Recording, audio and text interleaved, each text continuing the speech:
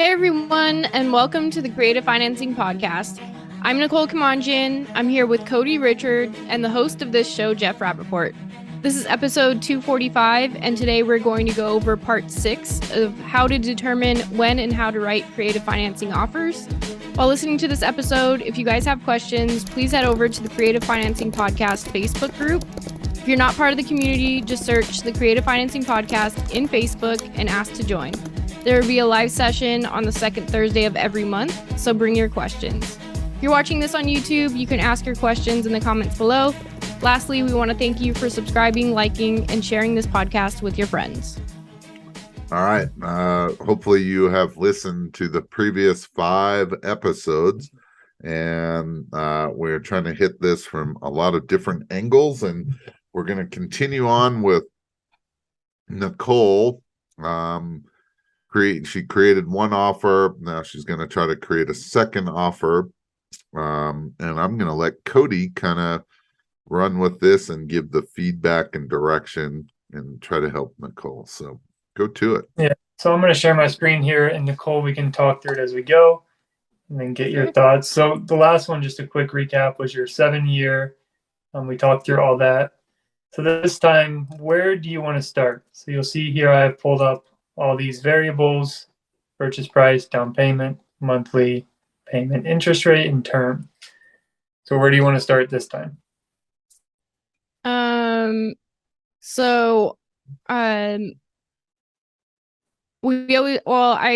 would prefer for, I guess, the seller to take a longer term. Okay. And if they're asking 340, then maybe I want to offer a little more, but I don't know how much more I want to offer them. Okay, so you're thinking purchase price up and then term up, right? Yeah. Okay, and so we can go through a similar path to last time. So where did we start last time? Well, we worked backwards last time with figuring out like what the payment would be if they were going conventional. Mm-hmm. Yeah, I think last time we started with the purchase price as far as the variables go. Mm-hmm. So where would you want to go? 340 was our purchase price last time. Where do you want to be for the purchase price this time to make it stand out a little bit from the other one? This is hard because I don't know what Guess would what? be like. There's not a right or wrong answer. For sure. Yeah. You're making it hard. Don't. Yeah. I overthink it all the time. What if we did I don't know, let's just do like 350, I guess. Okay. 350. It's a great starting point. That's what I would have done. Yeah. So down payment last time was 15,000. So we'll continue working through these. Where would you want to go on this down payment to be a little different from the last one? Or maybe you want to be the same. It's up to you.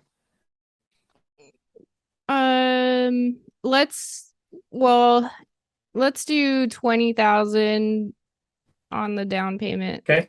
Just because the down payment a little bit. Yeah. And what other variable do we need before we start plugging into the calculator and figuring out our monthly? The interest rate. Perfect. Yeah. So what would you want to be? What were we last time? 4? 4. Okay. So where do we want to be this time? I would want to bring this down a little bit since we're giving them more of a down payment and increase the purchase price. Okay. And so we can play with this as well. So I'll put the numbers in here. The term 360, and you tell me what you want to check a few different interest rates and we can see where they land. Let's try at 3%. Okay. So 3%, it leaves us at $13.91 for our payment. Where were we at on the last one? Like 17. 17. Okay. Yeah. Were we? I think so. It was like 17 something. Jeff's doing the recon right now. Yeah. Yeah. But yeah, any other interest rates you want to check? So 3 is $13.91. It's $15.51 is where we were. Oh, 15. I thought it was 17. Well, I mean, that's not a huge difference, I guess. I don't know. What about like 2.5. 2.5. Okay. So if we go down to 2.5, our payment's going to be $1,303. So about $90 difference. I kind of like that. Can I ask a question? What Of course. Sure. you're putting in these numbers, right, Nicole? You're just Mhm. seeing, but what are you trying to do? What do you want to see that payment do for you? What are you trying to accomplish? So I want to what the cash flow basically, like if I want there to be enough room between what I'm gonna pay the seller and then what I guess the owner occupant would pay, and then there for like the cash flow left over for me. So it almost seems like Cody, and I'm going to let you run this, but I want to throw something out here. It almost seems like Nicole should probably look at what her exit potentially looks like, so that she can develop the offer to the seller. Perfect. Yeah. Yeah, I have that down here. So these are the five things that we'll look at for the exit with your owner occupant. So why don't we try to look at like a conservative exit, so then Nicole can see those numbers and then construct this offer and maybe even make changes to the first offer based on what she could potentially get from a buyer. Does that make sense? Do you want me to put the exit Yeah. or have her go through? Well, why don't you work through it together? Sure. And something conservatively. Okay. So Nicole, we know this property is worth 340. What the info we have is. We're asking 350 on this offer right now. If we were to go to an owner occupant, what would you try to sell it for to them?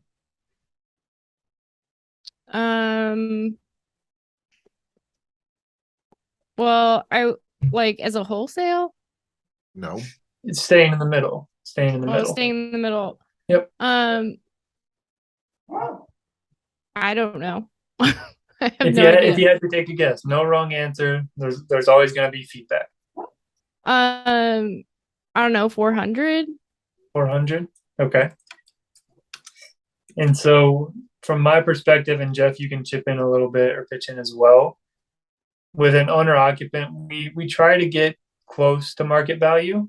I mean, since it's owner financing, or since it's owner financing, not conventional, you can usually charge a little bit more, but not necessarily that much more. For me, I would say 360, 365 is probably more of where I'd live. Jeff may have a different opinion. The only reason I would say maybe more like 375 is that the value was above that just recently, right? And we're not getting this appraised. And one of the things I can do is I can start high, and I can come down. Chances are I can't start low and go up, right? So I don't want to start too high, but hey, if the property was selling for 400 3 months ago, it's possible that you could sell it for 375 to 400. But that might be on the high side. Yeah, and another note is like when I'm doing these estimates, like Jeff mentioned, I try to be conservative. So let's say you do get under contract with this offer we have right here, and you go to list it, you can list it for 400 and try to see. Right. But you know in your mind, okay, as long as I get 375, I'm making this much. These numbers work well for me. Yeah. Anything on top is icing on the cake. Right. Okay, so we got 375 as our purchase price. What would we want as far as a down payment goes? So that would be our wholesale fee, what we're going to get at closing, basically, minus some fees. Well, we want it to cover the down payment that we would give the seller, right? Yep. And then you're saying on top of that, like a wholesale fee? Yeah, so like you said, I guess 40,000. 40,000. Okay. And some things to take into consideration, which it sounds like you did, is making sure we can pay the seller and making sure we're asking a reasonable amount from our end buyer.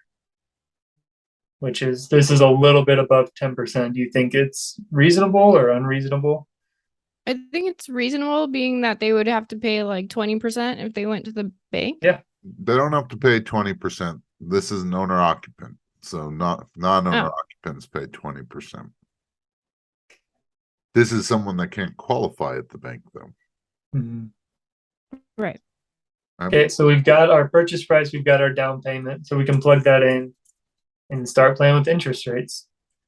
So we're selling this to an owner occupant. Where would you want to be considering an interest rate? Considering you need to pay your seller, considering you want to make some money, where would you want to start as far as an interest rate goes? I don't know. So there's some things that I like to look at as a reference. You can look at how much the property rents for. You could look at what it would be to get a conventional mortgage, how much they'd be paying, and try to be close to so that. can we like work backwards? Like, if their rents are at like 2,100, can we enter that in the calculator and then see what does that make sense? I think you can actually, but a lot of times what I like to do is you can plug in the interest rate. You can plug in the interest rate and see what the payment comes out to. So it's about 6.421 interest rate to give us 2,100 payment. So it works that way. Yep. So where do you want your interest rate to be, knowing that info? It's not even where you want your interest rate. What I would do is I would figure out a range, right?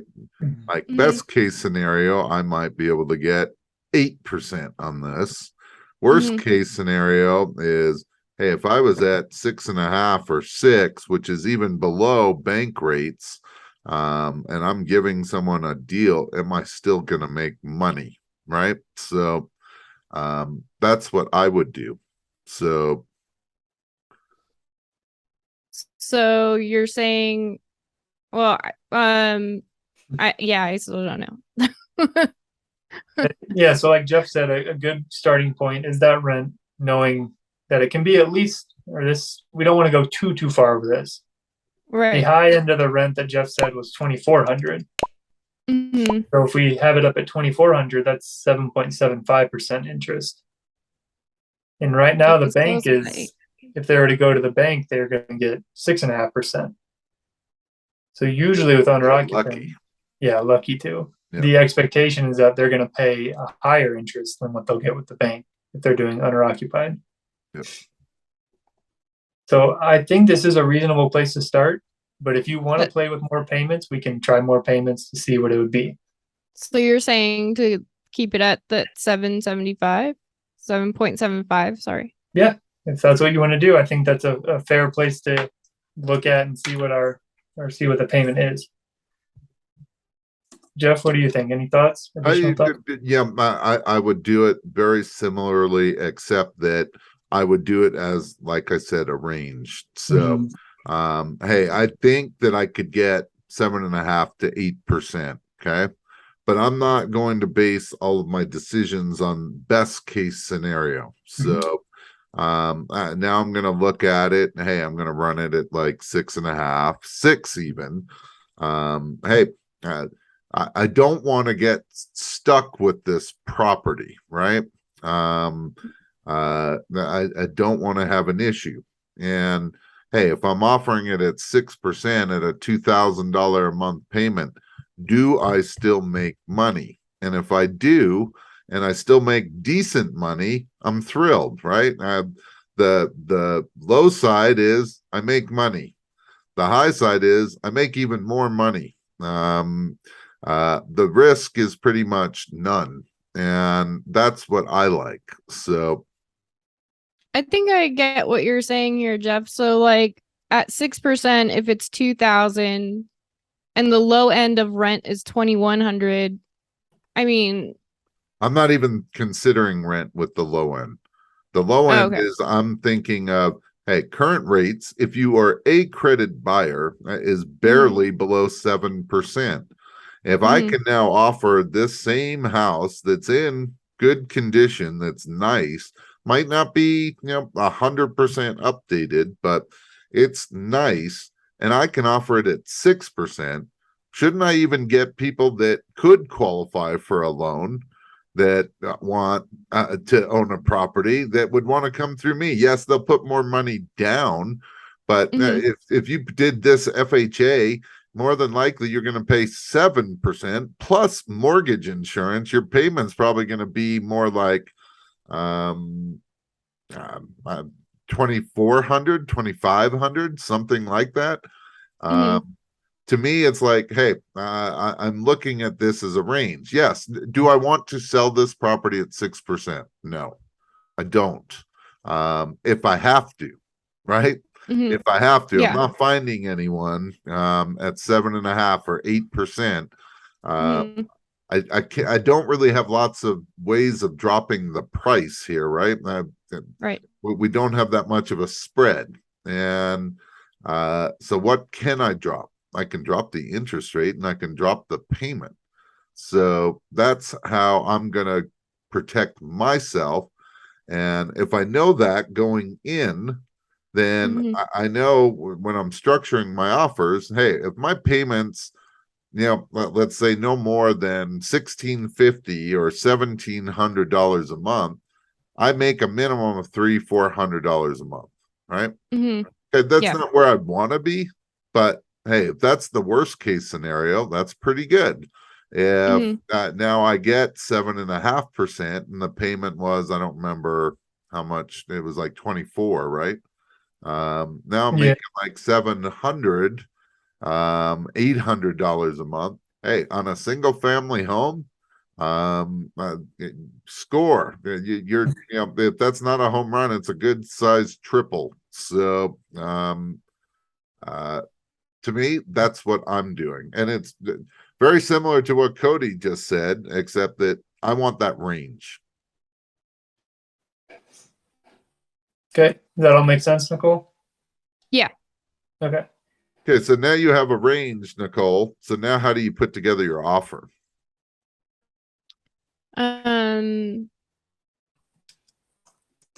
That's a good question, Jeff.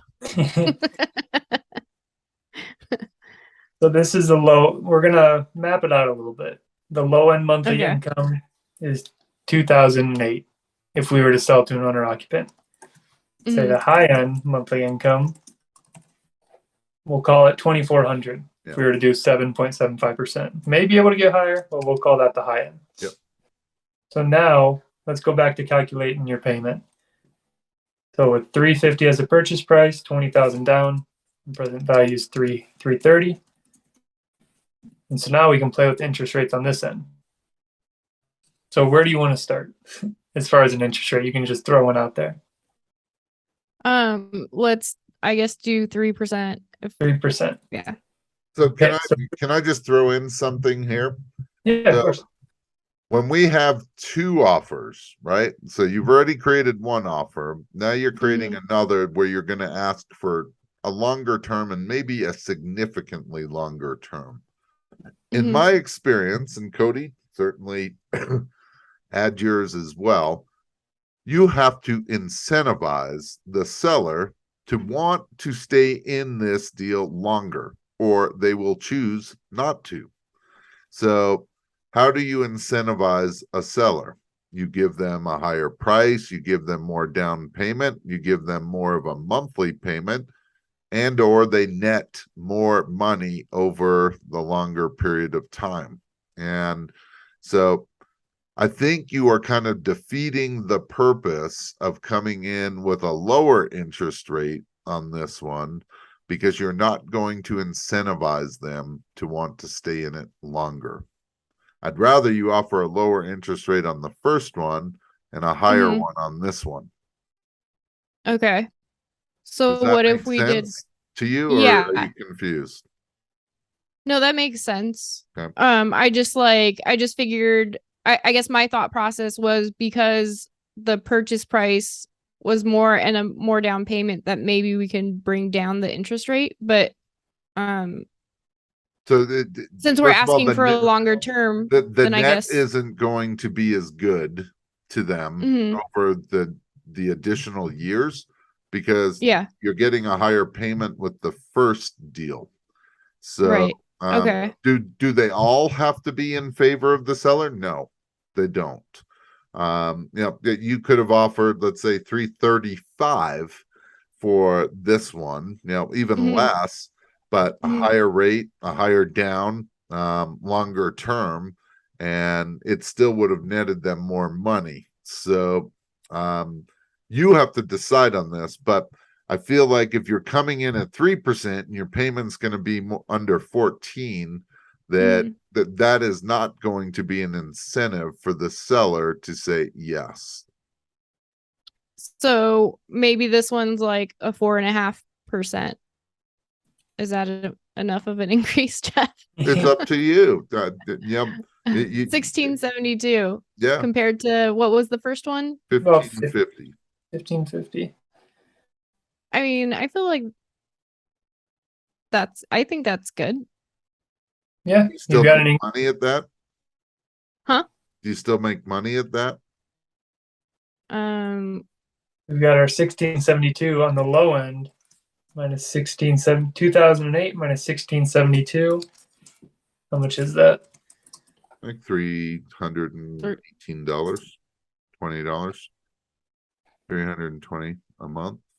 About 320 a month. And then on the high end, about 720. Yeah, around there.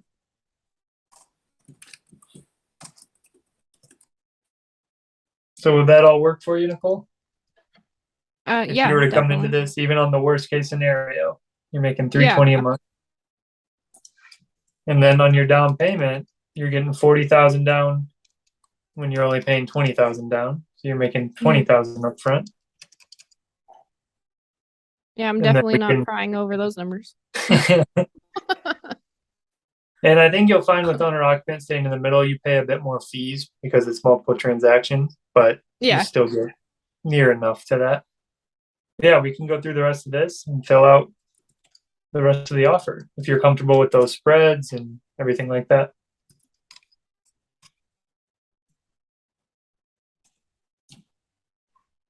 See, And so how long? you didn't even realize you did it. No, I didn't. But you guys helped me. There's a lot of hand holding around here, Jeff. That's how you learn. That's how we all learn. You are more that you just do not have enough confidence in yourself right now. You understand this, but then you are putting so much pressure on yourself to try to make it right, and there's a range of being right.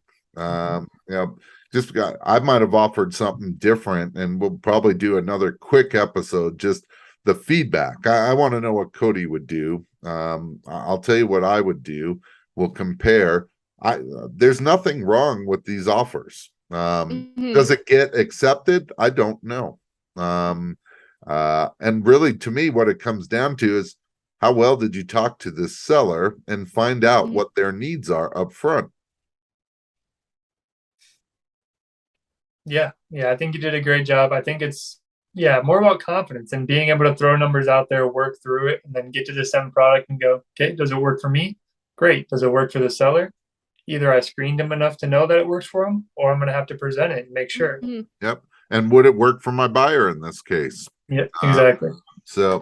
And sometimes it might be easier, like it was in this case, to figure out what my buyer would do, what we could sell to our buyer, and hey, best case scenario, worst case scenario, and and then fit our offers in that still makes sense. Okay, and we can put the icing on this real quick, Nicole, if we want to figure out the term and wrap it up. Yeah, figure out the term. Let's wrap it up. So your last one was 7 years for offer one. So, I would say 15 for this, or is that like 180 months? 180 months. So then we can go in and calculate the balloon. 218. Then we'll fill out our monthly payment, and then we look at the net over the 15 years and try to see if it's significant enough compared to the other one and make it a little more incentive for them to take it. So do you know how to figure out the net? You want to talk me through it on the calculator? Yeah, so it's the 1672, which is a monthly payment Mhm. times 180 months. Perfect. And then you add the balloon, which is 218 572, yeah. Yep. Anything else we had? Oh, well, I don't know. Am I missing something? The down payment, yeah. Oh yeah. We want to make sure to include all their money so they can be as happy as possible. That is true. Okay. Do you So- remember what it was on the first one? I don't. It was not 500,000. Five. It was not that number. It's closer to 440 or 450, I believe. So, Yeah, But on so this it's one, 539. Yep, 539,000 on this one.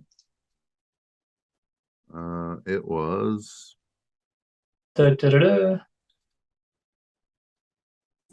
mm, And while we're finding that, I can calculate the it was almost 425. 425 So they Yeah, make so- over 100 more. in 8 years. Yeah. So that's a pretty good chunk. For me, I like to look at to make sure it's like 10,000 a year at least. Yep. Difference. This one's way more than that. It's like closer to 15 or Yeah. 13, something like that. Yep. But yeah, and with this, So- you make a little bit of money on the back end. But Jeff, I'll pass it over to you. Yeah, and very quickly, let's wrap this up. This one Yep. longer than I thought. But one of the things that now that I have all these numbers, and I do very similar, I have it set up just a little differently than Cody does in his LOI. But now that I do, now I'm comparing my two offers and making sure that I like where they sit, right? And then I may play with it. It's like, hey, maybe I want the first offer to net a little more. So I'm going to play with that a little bit. Or, hey, maybe I'm offering too much on the second. So I'm going to come down just a little bit on the interest rate. Or, hey, maybe I think the term's too long. I'm going to shorten it to 12 years or something. So I'm going to go back, now that I have something kind of in the works, I'm going to compare them and see how I want there to be a big difference in that net, right? That's super important. I may tweak, to me, hey, I would love for them to take the second option, because if I make $800 a month, would I like it for 7 years or would I like it for 15? And 15 for sure. right. And so I'm going to maybe I'd up the down payment a little more. If we're expecting to get 40, maybe I can offer 25, and maybe I could even offer 30 if I needed to. And so I'm going to make those tweaks. So any last words? We'll wrap this up, and then I think we're going to come back, and I want to do like a special episode, me and you, Cody, maybe just for, when I say me and you, Nicole, you will be there as well. But where I want to I want to kind of critique this and look at, hey, what would you have done quickly? I'll tell you what I think I would have done quickly, and that we can kind of compare and contrast. Sounds good. All right, we'll go out and create some terms.